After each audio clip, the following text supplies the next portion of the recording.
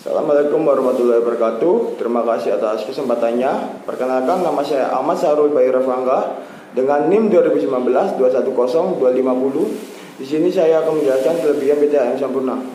Pertama, kelebihan PTHM Sampurna memiliki kelebihan dalam peningkatan kinerja. Peningkatan kinerja PTHM Sampurna menggunakan prestasi yang dicapai setiap karyawan.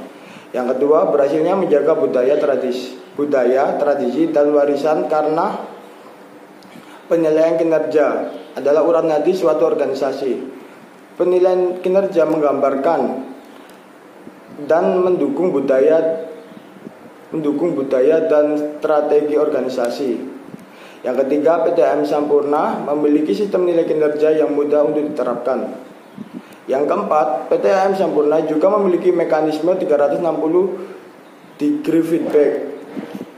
Yang kelima, untuk keperluan pengembangan kepemimpinan. Yang keenam, kualitas bahan baku. Dan yang ketujuh, kualitas bahan baku rokok Sampurna sangat terpercaya. Sekian dan terima kasih. Akan dilanjut oleh rekan saya. Assalamualaikum warahmatullahi wabarakatuh. Terima kasih atas kesempatannya. Perkenalkan, nama saya Muhammad Afrinani dengan NIM 2019 21037. Nomor 1, aktivitas, visi dan misi organisasi sebagai dasar pengelolaan MSDM. Keterangannya tidak ada, nilainya 0. Keterangan referensi, harusnya setiap perusahaan memiliki visi misi agar memberikan standar kerja yang optimal, membuat karyawan merasa pekerjaannya lebih bermakna, meningkatkan semangat kerja dan komitmen, memastikan tujuan dasar dari sebuah perusahaan menjadi acuan perusahaan dalam mengembangkan bisnisnya. Yang kedua, aktivitas, deskripsi jabatan digunakan sebagai referensi dalam profesi SDM lainnya. Keterangan ada, nilainya 4. Keterangan referensinya, menurut saya kegunaan deskripsi jabatan di artikel sudah lumayan jelas, tetapi alangkah baiknya jika lebih diperjelas lagi agar para karyawan dapat memahami tugas yang sudah diberikan. Yang ketiga, aktivitas proses identifikasi kebutuhan pelatihan dilakukan secara periodik. Keterangannya tidak ada, nilainya 2. Keterangan referensi, harusnya pelatihan secara periodik tetap dilakukan agar para karyawan lebih ahli dalam bidang atau melakukan pekerjaan yang dilakukan. Yang keempat, aktivitas analisa kebutuhan pelatihan dilakukan berdasarkan aspek organisasi. Keterangan tidak ada, nilainya 2. Keterangan referensi, analisa kebutuhan berdasarkan aspek organisasi menurut saya sangat penting agar organisasi atau perusahaan mampu mewujudkan strateginya melalui operasional. Yang kelima, aktivitas analisa kebutuhan pelatihan dilakukan berdasarkan aspek pekerjaan. Keterangannya tidak ada, nilainya 1. Keterangan referensinya, harusnya di setiap perusahaan memiliki analisa kebutuhan berdasarkan aspek pekerjaan yang bertujuan untuk mengumpulkan informasi seputar fungsi dan tanggung jawab jabatan saja yang harus dimiliki oleh individu atau kelompok untuk dapat memenuhi standar kinerja. Yang keenam, aktivitas analisa kebutuhan pelatihan dilakukan berdasarkan aspek individu. Keterangan tidak ada, nilainya 2. Keterangan referensi, analisa kebutuhan dalam aspek individu harus ada di perusahaan agar proses yang berkelanjutan dalam mengumpul data untuk menentukan apa kebutuhan pelatihan ada, sehingga pelatihan dapat dikembangkan untuk membantu organisasi dalam mencapai tujuan. Melakukan analisis kebutuhan merupakan dasar keberhasilan program pelatihan. Yang nomor 7, aktivitas evaluasi program pelatihan dilakukan setelah ada program pelatihan. Keterangan tidak ada, nilainya 2. Keterangan referensi, evaluasi di perusahaan ini tidak seharusnya setiap kegiatan atau pelatihan ada evaluasi agar perusahaan bisa mengetahui kekurangan yang terjadi di dalam perusahaannya. Yang ke-8, aktivitas terdapat standar penilaian atau indikator utama kinerja dalam proses menilai kinerja. keterangan tidak ada, nilai 0. Yang kesembilan, aktivitas penilaian kinerja yang diimplementasikan untuk perbaikan kinerja, keterangan tidak ada, nilainya 0. Yang ke-10, aktivitas penilaian kinerja yang diimplementasikan, keterangan tidak ada, nilai 0. Yang ke-11, aktivitas penilaian kinerja yang diimplementasikan untuk dasar keputusan penempatan, keterangan tidak ada, nilainya 0. Nomor 12, aktivitas penilaian kinerja yang diimplementasikan untuk data analisis kebutuhan pelatihan, keterangan tidak ada, nilainya 0. Yang ke-13, aktivitas tindak lanjut hasil penilaian kinerja untuk rencana dan pengembangan karir, keterangan tidak ada, nilainya 2. Keterangan referensi, karena di perusahaan tersebut sudah menggunakan karyawan yang sudah profesional. Yang 14, aktivitas tindak lanjut hasil penilaian kinerja untuk evaluasi proses, keterangan ada, nilainya 3. Keterangan referensi, sudah diterapkan berbagai macam evaluasi dalam memantau kinerja karyawan. Yang ke-15, aktivitas tindak lanjut hasil penilaian kinerja untuk evaluasi sistem informasi MSDM, keterangan tidak ada, nilainya 0. Assalamualaikum warahmatullahi wabarakatuh. Terima kasih atas kesempatannya. Nama saya Badar Mustafa Erminanda dengan NIM 2019-10292. Ya, di sini saya akan melanjutkan presentasi dari rekan saya, yaitu yang nomor 16, ada tindak lanjut hasil penilaian kinerja untuk evaluasi rancangan pekerjaan. Ya, di sini tindak lanjut hasil penilaian kinerja itu ada ya dengan nilai 4. Ya, karena perusahaan tersebut telah menerapkan advancement planning dengan masukan formal atas penilaian kinerja dan pengembangan individu yang dikumpulkan setiap tahunnya. Masukan ini transparan dan dijadikan sebagai evaluasi perancangan pekerjaan untuk kedepannya. Ya, dan selanjutnya yang ke-17 ada tindak lanjut hasil penilaian kinerja untuk dasar bagi kesamaan hak karyawan. Ya, di sini ada dengan nilai 4. Ya, perusahaan tersebut juga melakukan proses komunikasi yang intensif antara karyawan dengan atasannya agar aspirasi dan motivasi karyawan di masa mendatang dapat tertampung secara formal dan memberikan umpan balik secara terbuka dan jujur kepada setiap karyawan. Sehingga hal ini meminimalisir terjadinya favoritisme dan mendorong kultur yang lebih demokratis. Ya, selanjutnya yang nomor 18 ada tindak lanjut hasil penilaian kinerja untuk memantau adanya kendala eksternal. Ya, di sini tindak lanjut hasil penilaian kinerja untuk memantau adanya kendala eksternal itu ada dengan nilai 3. Karena perusahaan tersebut telah menggunakan rencana peningkatan kinerja performance improvement plan untuk menghadapi kasus-kasus kinerja yang kurang baik pada seseorang karyawan dan mengembang sesuatu rencana untuk meningkatkan kinerjanya. Ya, hal ini menyelesaikan kendala yang hanya berfokus pada target perusahaan. Ya, selanjutnya nomor 19 adalah standar prestasi diperoleh dari informasi analisa jabatan, yaitu berupa uraian tugas. Ya, di sini standar prestasi itu ada dengan nilai penilaian kinerja 4 perusahaan. Ya, karena di sini perusahaan tersebut kinerja dievaluasi terhadap sasaran kerja yang dicapai dan juga terhadap cara sasaran tersebut diperoleh, gabungan tinjauan terhadap apa yang diperbuat oleh perusahaan tersebut dan bagaimana cara mengatasinya. Ini akan menentukan tingkat kinerja secara keseluruhan.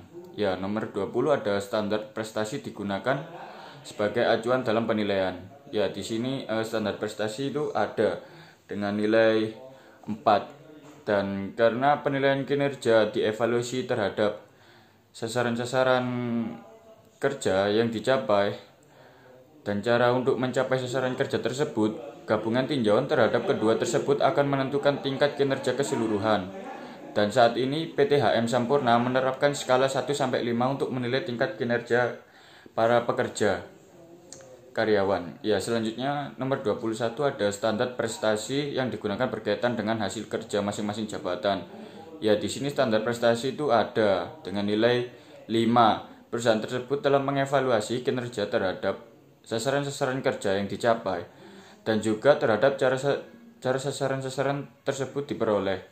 Dalam bagian pencapaian ini diukur terhadap sasaran-sasaran kerja tahunan yang dicapai oleh setiap karyawan pada masing-masing jabatan dan akan menandai kontribusi-kontribusinya pada sasaran-sasaran kerja departemen. Yang nomor 22 ada alat ukur yang digunakan dalam penilaian kinerja dapat diandalkan dan dipercaya.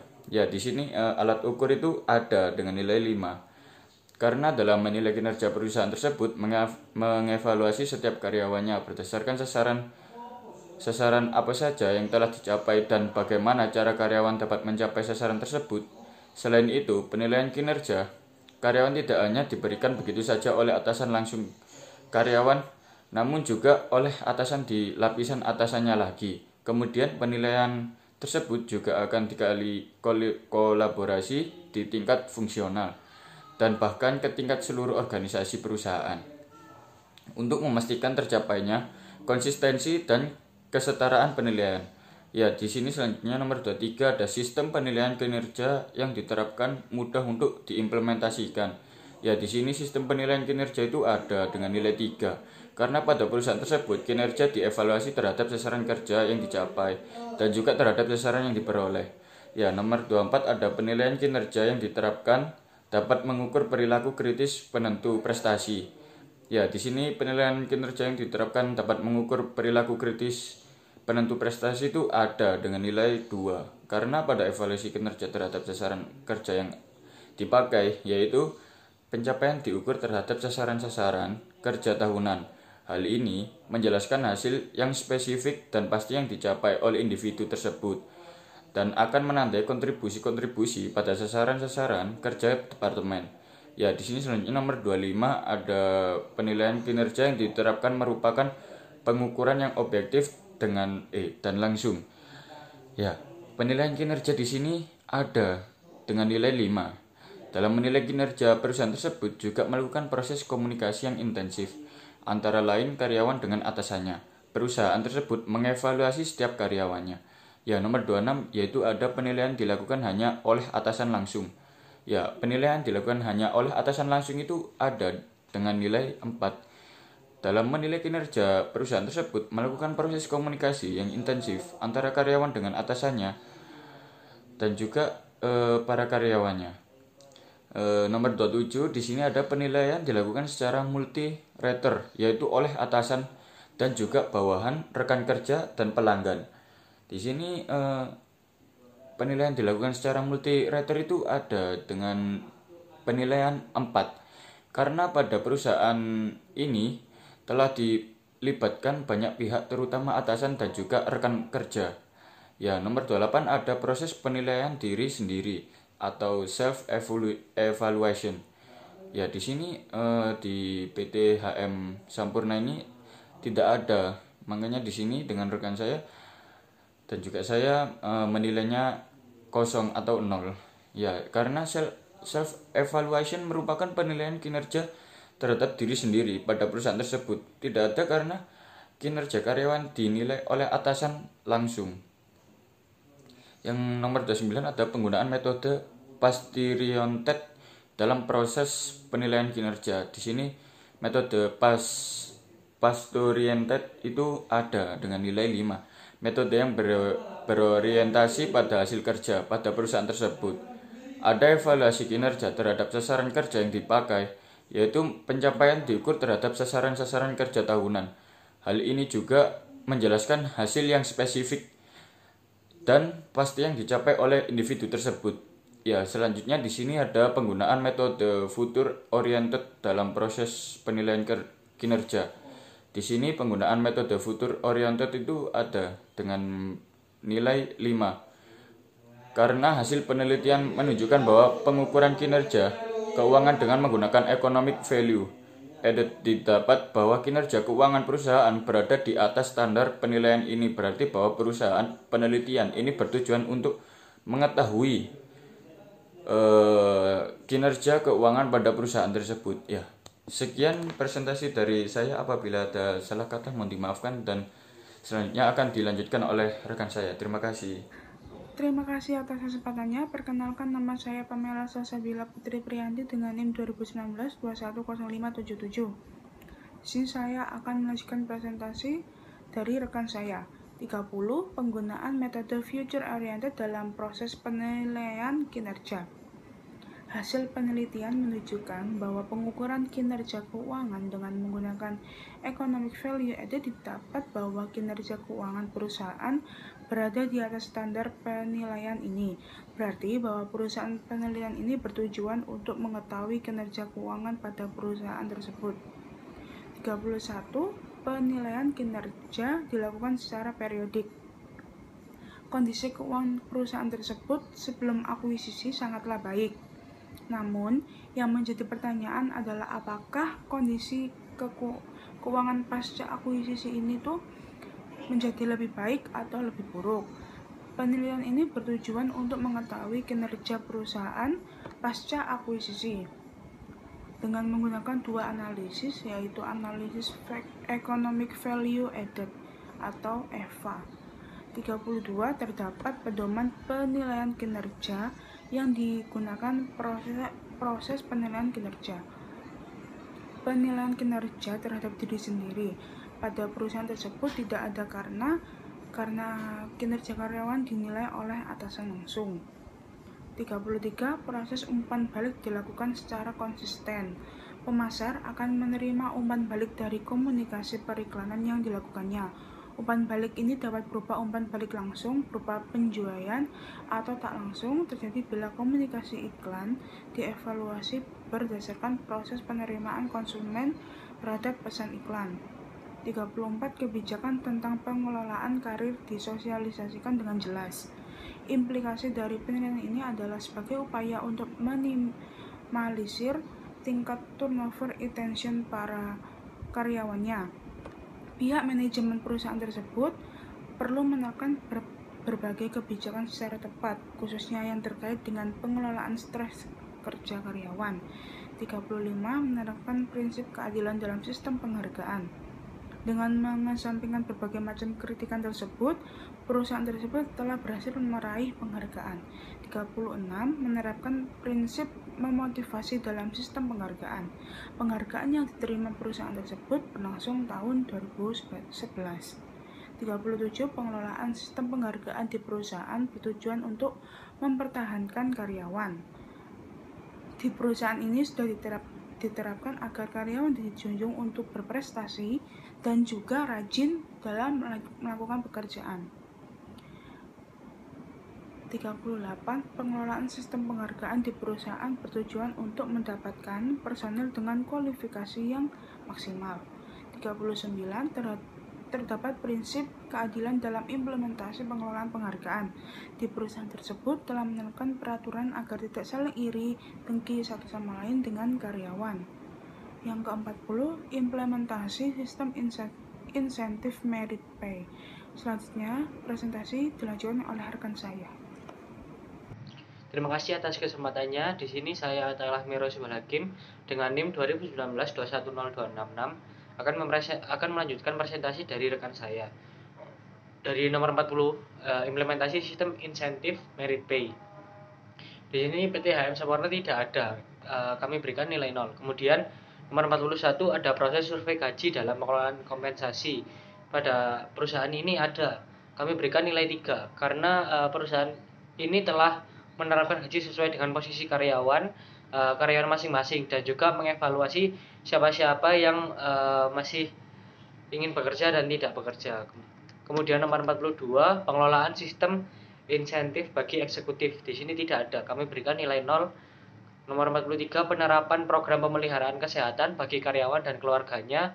Di sini ada, kami berikan nilai 3 karena karyawan sudah diberikan kartu BPJS untuk pada setiap karyawannya, sehingga ketika ada kemungkinan karyawan sakit atau apapun itu, mereka tidak akan membayar pengobatan tetapi menggunakan kartu BPJS. Kemudian nomor 44 menciptakan lingkungan tempat kerja yang aman dan sehat. PT HM Sampurna sudah menciptakan lingkungan yang sehat karena selalu merawat lingkungan yang ramah dan bersih agar para karyawannya semakin bersemangat untuk bekerja. Kami berikan nilai 3. Kemudian nomor 45, pengelolaan risiko-risiko yang mengancam kesehatan dan keselamatan kerja. Di sini tidak ada. Kami berikan nilai 0 karena mungkin pada perusahaan ini tidak ada pekerjaan yang berkaitan dengan fisik atau yang berat begitu. Kemudian nomor 46, penetapan sistem kerja yang aman dan mengurangi risiko kecelakaan. Di sini kami berikan nilai 4 karena karyawan tidak dipaksakan untuk bekerja yang melebihi batas kemampuannya, agar tidak ada hal yang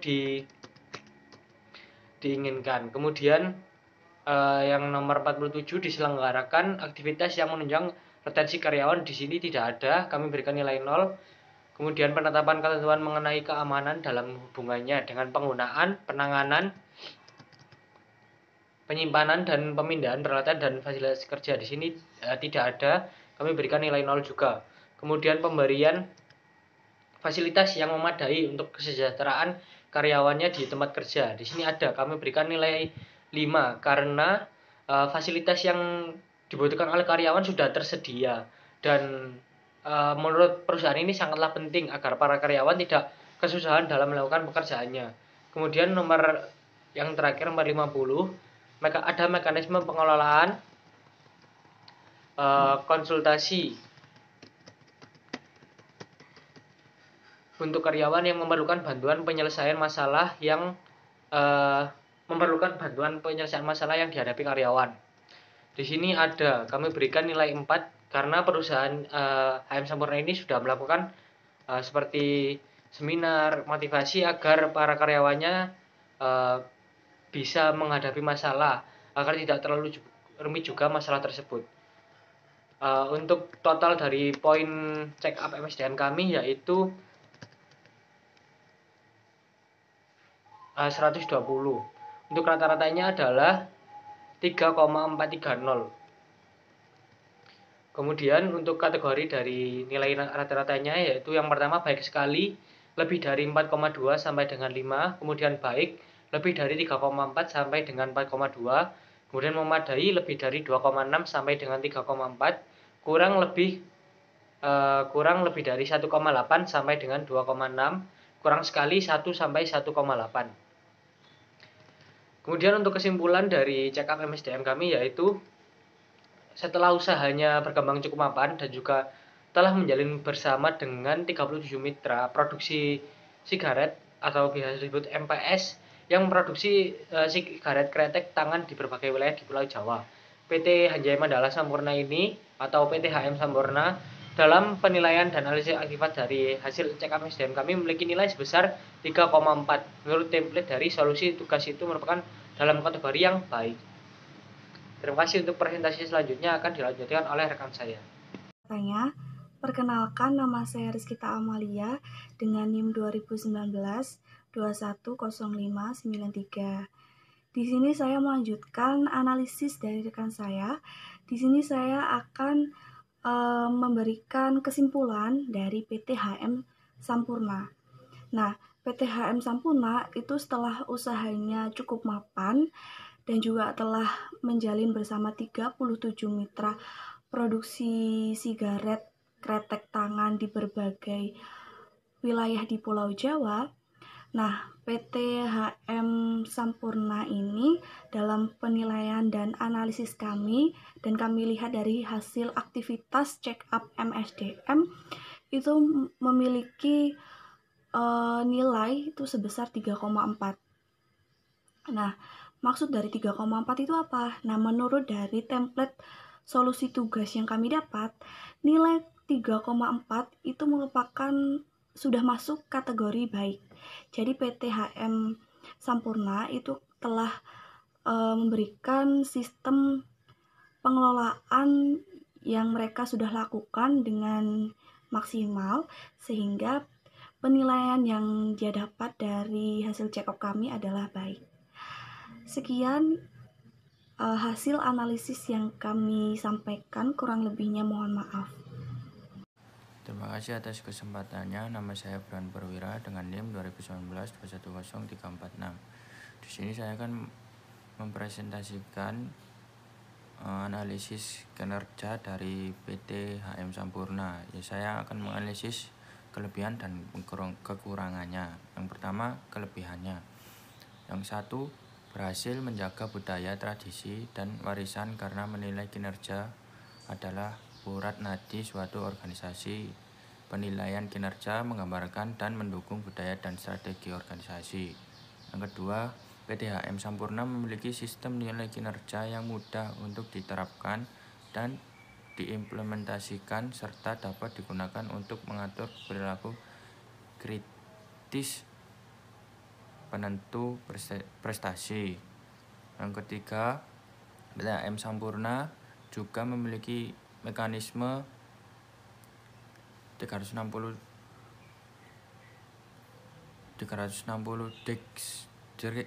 Dextric feedback. Terus yang keempat, untuk memerlukan pengembangan kepemimpinan. Selanjutnya saya akan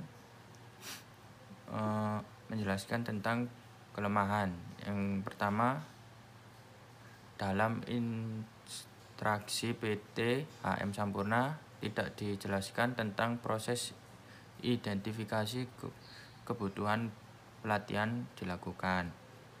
Yang kedua, PT HM Sampurna tidak menjelaskan tentang standar prestasi berupa uraian tugas dan sebagai acuan penilaian tugas.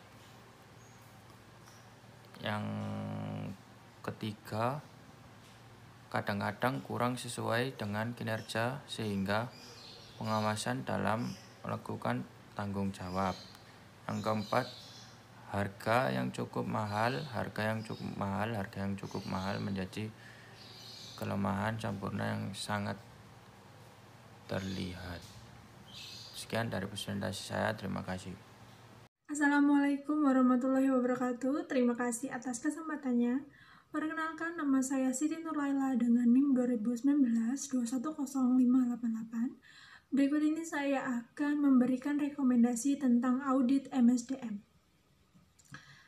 Yang pertama, sebaiknya diberi deskripsi tentang adanya proses identifikasi kebutuhan pelatihan yang dilakukan secara periodik atau tidak, sehingga dapat memperjelas ilustrasi dan dapat memberi gambaran kepada masyarakat PT Hanjaya Mandala Sampurna itu seperti apa. Selanjutnya, sebaiknya PT Hanjaya Mandala Sampurna (TBK) mengadakan program pemeliharaan kesehatan bagi karyawan dan keluarganya agar karyawan terhindar dari penyakit yang menular maupun tidak. Selanjutnya ada PT Hanjaya Mandala Sampurna (TBK) memberikan lingkungan tempat kerja yang aman dan sehat supaya karyawan terjamin keamanan, dan jika terjadi kecelakaan, karyawan tidak merasa terbebani dengan biaya rumah sakit, dan karyawan terhindar dari resiko atau kecelakaan kerja. Dan yang terakhir, seharusnya PT Hanjaya Mandala Sampurna (TBK) membuka semacam office bimbingan konseling bagi para karyawan. Jika karyawan tersebut memiliki masalah dalam kerjaannya, karyawan tersebut harus berkata kepada siapa. Akhirnya masalah dapat dipecahkan dan kinerja karyawan tersebut tidak terganggu. Sekian rekomendasi dari saya. Wassalamualaikum warahmatullahi wabarakatuh.